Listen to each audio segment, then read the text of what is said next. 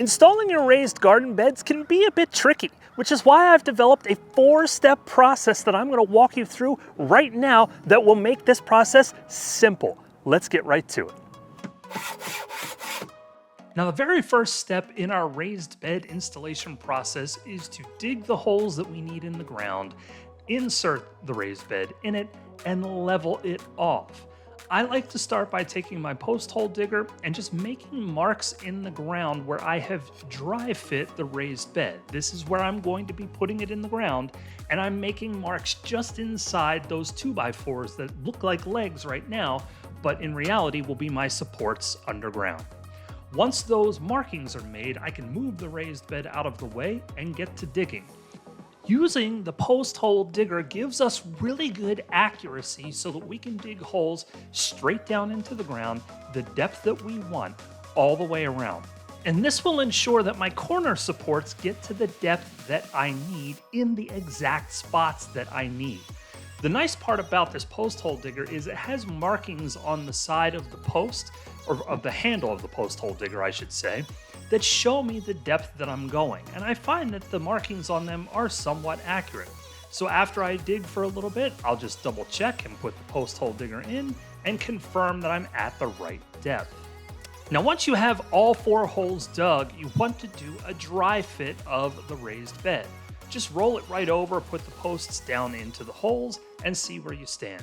When I did the dry fit on this raised bed, I found that that bottom 2x4, or 2x6 I should say, was too far off the ground. It was a little bit wobbly. My holes just flat out were not deep enough, and I needed to get the raised bed further down into the ground. Once I got it out, I was able to start digging down. I dug a little bit deeper into the holes themselves, and then I started to dig the top section of this because it was just way off level. It's sitting slightly on a little hill, and the left-hand side of this is higher elevation-wise than the right-hand side that you see here.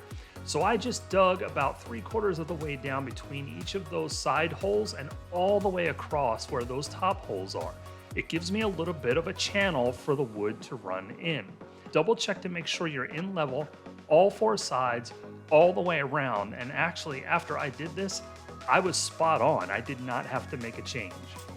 After you get the level nailed, fill in the holes. All of the dirt that you just put in that center section there from digging the holes for the posts, just take that same exact dirt and fill in the edges of the holes where your supports have gone into the ground. Now, one bit of advice with this, make sure that you fill it above ground level. This dirt is going to settle, and it's going to settle way further down than ground level because it, quite honestly, just has to fill in around those 2x4s that you've put in the earth. So do make sure you put an excessive amount of dirt on the exterior.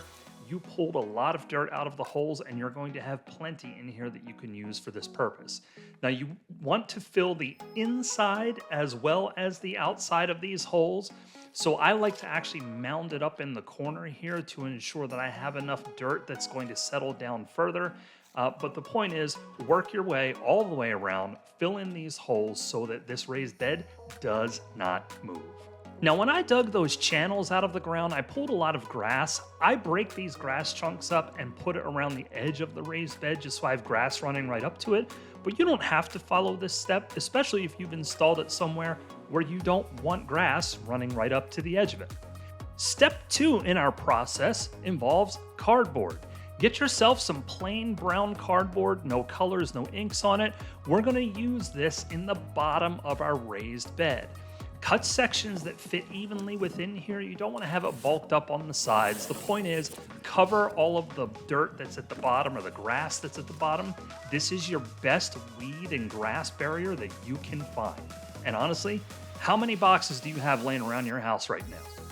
Step 3 in our process is to fill the raised bed. If you want to grow anything in it, you're going to need some soil, right? Load it with topsoil. You want to take it up pretty high within this raised bed, but not too high. If you have soil laying around your yard, if you have some excess piles or anything, use that. I always prefer to recycle whenever you can. If you do not have enough topsoil in your yard, you can buy bags of it at the store, but preferably get it dumped from a local vendor. I say this because, and here's a bonus tip for you, you want worms in your raised beds. They are the best aerators out there for that soil, and you're desperately going to need them. You're not going to find them in those bags that you buy at the store, but you will get them in the loads that you get from a local vendor. Worst comes to worst, you can buy worms online. Yes, you can actually buy a bag of worms on Amazon and put it in here. But I like to fill my soil, back to step 3, all the way to the top of my second board. And then, well, I like to relax. Okay, no, there's more to do here. And now for the final step. Once you have all of your topsoil in the raised bed, you want to amend that soil with a purpose-made raised bed soil. I'll include a link to one of our favorites in the description below, but once you get it in there, just till it through with the other soil that you've already put in, and you'll be ready to plant. Now, if you missed the first part of our video for raised beds for beginners, you can click or tap on that video over here. If you want to check out another one of our videos, click or tap on that baby right here. Until the next time, keep doing it yourself.